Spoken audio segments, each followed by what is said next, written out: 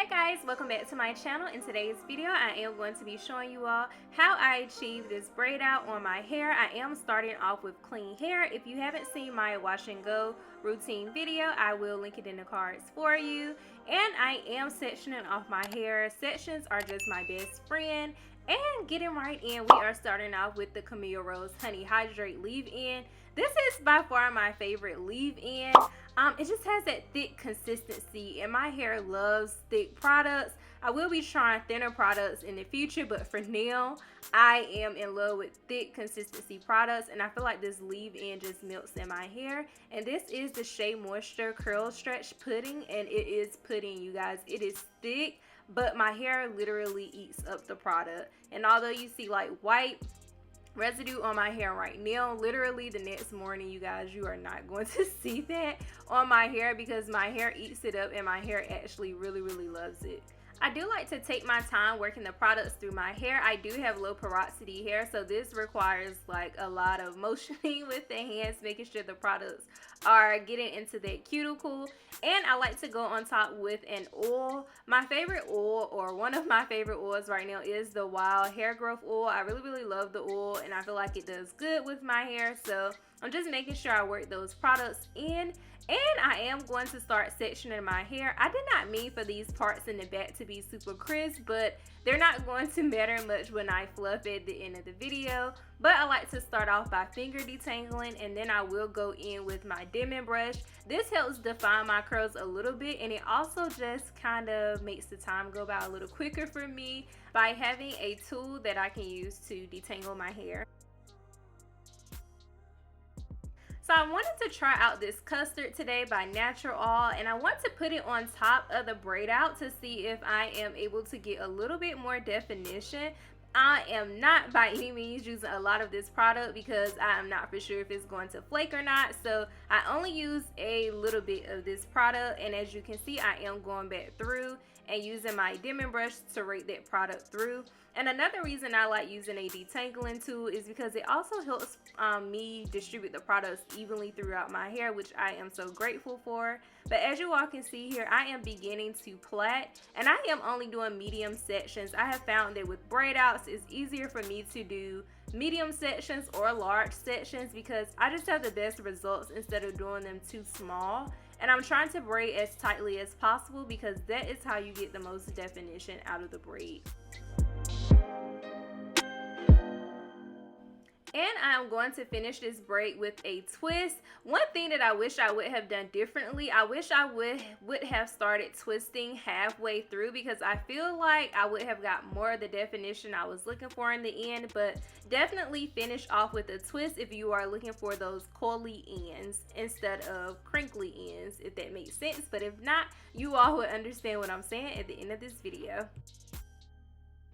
As always, with twist outs, flat twist outs, braid outs, bantu knots, or anything of that nature where you plan on taking a style out just to get a curl pattern that you are looking for, you definitely want to make sure that you have a braid, twist, or whatever style you are doing in the middle of your head. That prevents the middle part that we all hate and that we all get annoyed with when we are fluffing our hair out the next day or within a few hours. So make sure that you have at least a few plaits or something going down the middle so that you don't have that annoying middle part.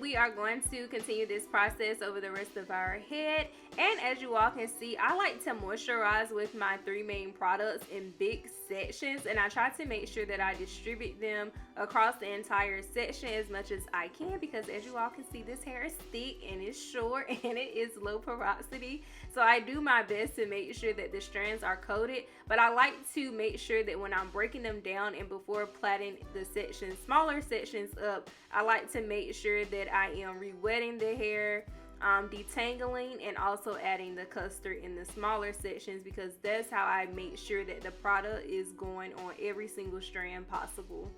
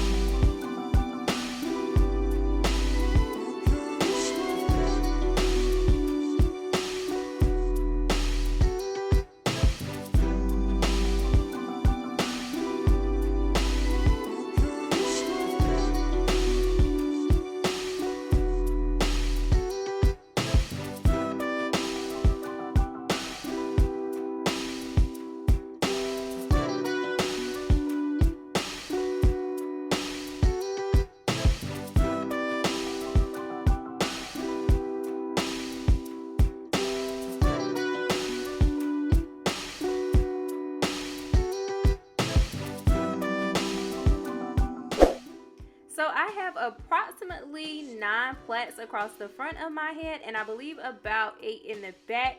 So definitely less than 20 plaits. And as you all can see here, I like to go through with a t-shirt and basically take off the excess product before I go through and oil my scalp. I have been trying to oil my scalp a lot lately to just keep it healthy and get a little bit more growth stimulated before tying my hair up. But basically taking off the excess product helps with the drying process. So it is the next day, and first off we're going to add a little bit more oil to our fingers, and I like to layer that on top of the plaits. As you all can see, they shrunk just a little bit but not too much, and as you all can see, my hair has completely almost soaked up the products. It still looks shiny and my hair looks moisturized, but as you all can see, there is no white residue, and this is actually in real time. I am very careful when pulling the plaits apart because I don't want to cause too much frizz, although I am going for a fluffier braid out. And as you all can see, the definition is really there, and that is the crinkly zigzag pattern I was telling you guys about, how the plait creates that pattern, whereas the twist at the end creates a coil.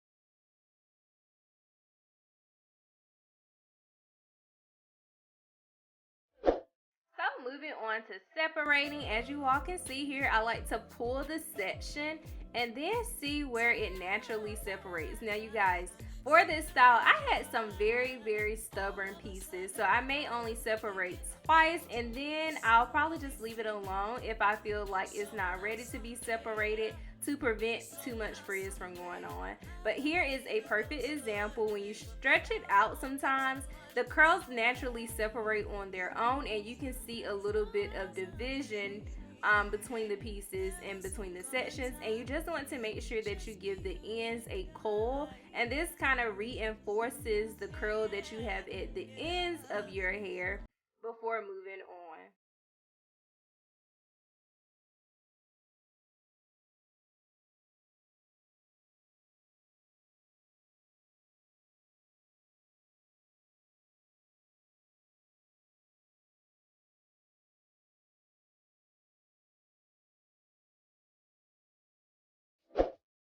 So once my hair is separated to my liking, I always try to figure out exactly how do you really want to wear it. So I decided to pin up a little hair on the side, and you guys, of course, you have to go in just with a little bit of edge tamer. That is my favorite edge control. I am trying to minimize as much edge control that I use. on a daily basis, but sometimes you just can't help it. But I'm just sleeking up my edges a little bit on the side before I get ready to pin it.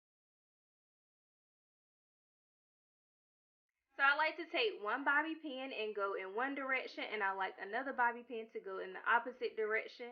And that just makes sure that your hair is secured as much as possible. And a couple of fluffs with my pick won't hurt, and just make sure that you only stay at the roots because you don't want to mess up the definition that you have at the ends of your hair.